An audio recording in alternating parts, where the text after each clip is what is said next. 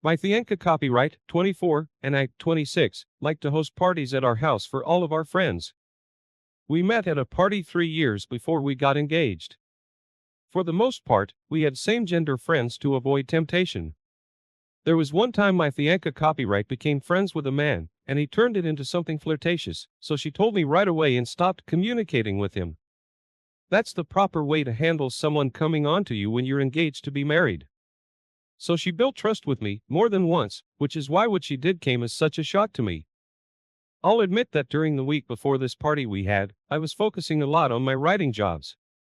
It involved a lot of focus on my computer, without interruption. So when the night of the party came, I promised her I wouldn't work so we could have a good time. Well, we mingled together for some time, but one of my friends started behaving really weirdly. I became concerned for him and started paying extra attention to him. He told me something about the medicine he took, along with drinking alcohol. He started twitching and struggling to breathe. I decided to call an ambulance for him. He groggily asked me to go to the hospital with him because he was scared, so I did. I texted my Fianca copyright-ass phone to let her know what was going on. I didn't get a reply. It was 3 a.m. by the time I returned home. My friend was staying in the hospital overnight. I walked upstairs, half asleep, and didn't find my Fianca copyright in our bedroom. I went to the guest room and found the door locked. I started knocking on the door loudly, asking for my Fianca copyright. She opened the door, half asleep, wearing only a blanket. My childhood best friend was half asleep on the bed, only covered by a sheet. I could see fear setting in both of their faces. I asked her what the hell they were doing, and she started crying, saying it was my fault for leaving them alone while they drank. I couldn't believe what I was seeing. I asked if they had sex, even though it was pretty obvious they did, and both of them tried to play dumb like they couldn't remember. I was in the middle of asking my Fianca copyright to come with me when she suddenly bolted to the bathroom. I tried to come in, but she locked the door. She was clean up. I looked at the man who used to be my best friend and asked him on a real personal level if he had slept with my woman. He was instantly defeated and looked at the floor. He couldn't say anything except that he was really sorry, and he drank a lot. As he got dressed, he said he hoped I could forgive him someday and left my house. My Fianca copyright came out and said we should just forget this entire night. She didn't remember what happened, so how could I hold it against her? That was her logic, but I disagreed. We drank and partied together so much in the past, so I knew the only reason she did this tonight was that she thought she could get away with it. It was the only time I wasn't around while she drank, and she took advantage of it. I told her how I was seeing things and asked her to leave. She couldn't believe it. She really didn't think that one night of drinking and sleeping with my best friend would be the end of our 5-year relationship. I told her I couldn't trust her anymore, and even if she never cheated on me again, the fact that she did would chip away at my self-esteem and sanity. She begged and cried for 3 hours while she slowly packed. At some points, she was just laying on the floor dry heaving and crying. I couldn't stand to see her like that for too long, so I went downstairs a few times to clean up the party mess. When she stopped packing for too long, I told her I was going to call her dad to come help. She was mortified. She begged me not to and started packing faster, but I asked her who she wanted me to call to arrange a place for her to stay. She just started sobbing and inaudibly told me she didn't have anywhere else to go, so I called her dad. She was even more upset when he got there and started to blame me for the breakup. She couldn't admit fault to her dad because she didn't want him to be disappointed in her. He sort of got the idea of what happened from me, but I didn't tell him anything, just that we couldn't be together anymore. She was extremely embarrassed and depressed that her father was helping her pack up her stuff from her house. With the party mess still all over the house, the reality of what she did the night before was stuck in her head, tormenting her. I could see it on her face. She knew I went to support my friend in the hospital, and she slept with my best friend during that time. You can't really recover from that. She wanted so badly to leave a lot of her stuff there, but I insisted they take it all and even started loading her dad's truck with them. He got the idea that I didn't want her to ever have a reason to come back here. The 3 of us got all of her stuff in the truck. Her phone was laying on the kitchen counter and I saw a text from my best friend. It said he enjoyed what they did, but couldn't forgive himself for it and thought it would be easier if they didn't see each other again. That must have been pretty devastating for her to hear, on top of what was happening, but I was secretly glad she didn't have an AP to run to for comfort during the consequences of her actions. I didn't have anyone either, so it was only fair. I went to visit my friend in the hospital and he was much better. I took him home and stayed with him for a while because I didn't want to go back to my place. That's when I met his sister for the first time. She was visiting family, but usually lived in her own place and worked a respectable job. I fell for her instantly, even though it was the same day as my breakup. I developed a friendship with her for a while until I couldn't stand it anymore and asked her out. She said yes, and I'd already forgotten about the betrayal my ex dealt me. Speaking of my ex, she had to start a really crappy part-time job while living at her father's because he wouldn't let her mope around the house all day. She had no idea what she was doing with her life and started to question who she even was. I'm pretty sure she needed to go through this harsh reality check in order to grow and learn from her mistake.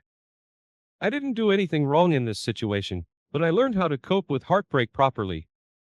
I think I lucked out by finding another dating prospect so soon, but I'm using self-control and independence in this process. Just because I was used to living with my partner does not mean I'm going to move in too quickly with my new girlfriend. Wow, OP, you've been through a terrible experience. There you were being a caring and considerate friend in the midst of what was supposed to be a fun night, and you chose to get him help and go with him to the hospital.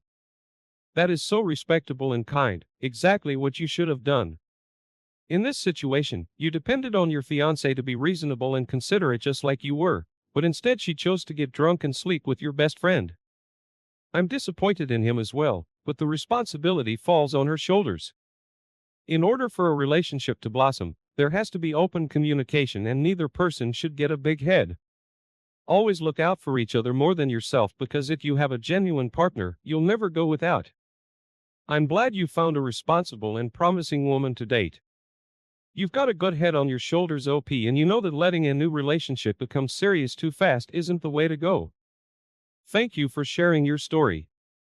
I wish you all the best. Now let's get into today's second story. My wife, 26, and I, 30, were together for 6 years before she decided to start taking a pottery class. She'd always been really artistic, but due to life's harsh circumstances, she never got the chance to pursue or develop this side of her. We were finally at a place financially where she could do it. I was so happy for her. My hobby consisted of playing my keyboard and writing almost songs. She started bringing home little pottery objects she made, and at first it was great for our relationship. Then she started behaving differently. She started quickly closing browsers whenever I came close to the computer screen. She was also really protective of her flip phone and occasionally took longer to get home from her pottery class. I waited until she was asleep one night before I searched her computer history. There was nothing odd except for an email she kept logging into that I didn't recognize. I installed the keylogger onto the computer and found out the password to the email account along with all the emails she kept in the drafts folder. They were actually back and forth conversations with someone else that was logging into the account. She probably thought she was being clever by never pressing send. All the emails were signed Professor P, and they mentioned the pottery class a few times. I printed out all the emails between them and found the really intimate ones. According to their conversation, they actually had sex on the professor's desk in the classroom. Whether it was just a fantasy or it really happened, I knew for sure my wife was, at the very least, having an emotional affair, possibly with the professor of her pottery class. I was furious. I couldn't even make myself a microwavable meal without shaking and talking out loud to myself. After I ate it angrily, I printed out all their emails. I had the dates and times each draft was saved. Some of the messages even mentioned times they spent together behind my back and plans to call each other. I was appalled. I encouraged my wife to take this class because I loved her and wanted her to be happy. Because of my caring nature, she found another man to sleep with. It hurt so bad and felt completely unfair. As soon as she got home, I couldn't control myself. I blew up on her. I asked her about emails in a draft folder on her computer, and she went pale.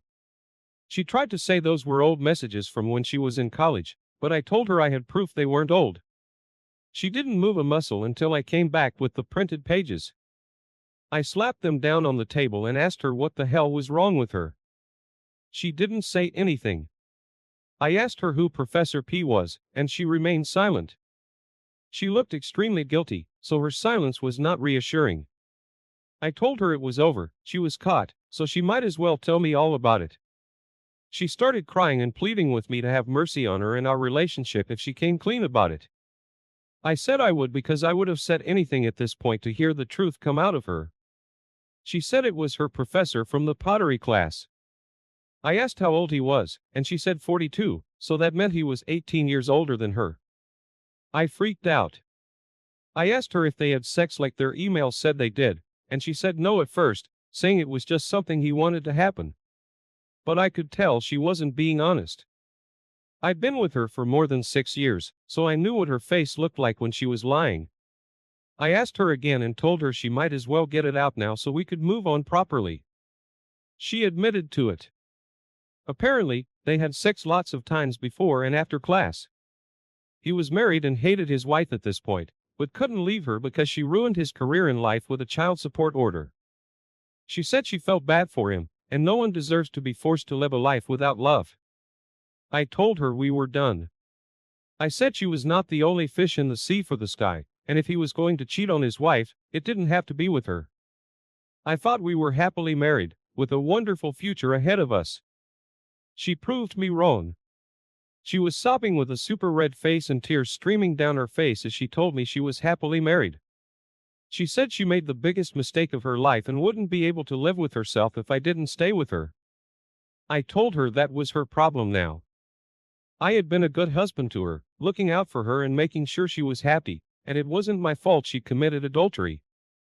I said I wouldn't be made into a fool's puppet. I had to remain in control of my life, and if I stayed with her for this, I wouldn't be able to stand on my own 2 feet. Whether she admitted it or not, she wouldn't look at me the same. I wouldn't be as much of a man to her because I let her sleep with another man. She texted her sister to come over and try to talk to me, but once I told her everything that happened and showed her the printed evidence, she couldn't defend herself. She told her she needed to start packing and come stay with her for a while. My wife let out a wail of defeat like this was the end of her life. I asked her sister to tell her that this wasn't the end, just a new beginning. She had to learn from this mistake, not bury it deep or try to cover it up with a new relationship. She had to look herself in the mirror and ask her heart why she did it. Her sister did pass along these messages, and as far as I know, she's still single and working on herself. She calls me all the time, but I don't answer. I'm glad she's working on herself, but it isn't for me. I've started dedicating more time to myself and hobbies I never took the time to develop before. I have full songs written now, so I'll be able to woo my next girlfriend without a problem. OP, you caught your sneaky wife as soon as her behavior started changing. There are lots of ways to catch a cheating spouse, but I love the key logging method.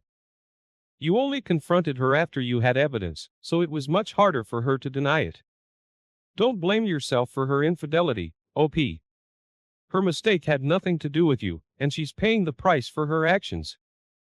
Guilt and consequences are bitter pills for a cheater to swallow. Now she knows that having sympathy for a struggling man isn't enough of a reason to break her own promises to her spouse.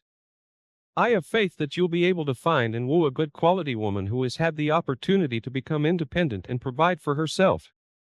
A woman who knows what she wants and won't subject herself to anything stupid that would destroy a good relationship. Thank you so much for sharing your story. I wish you the best of luck in the future. Thank you all for taking the time to listen to today's stories. If you enjoyed listening,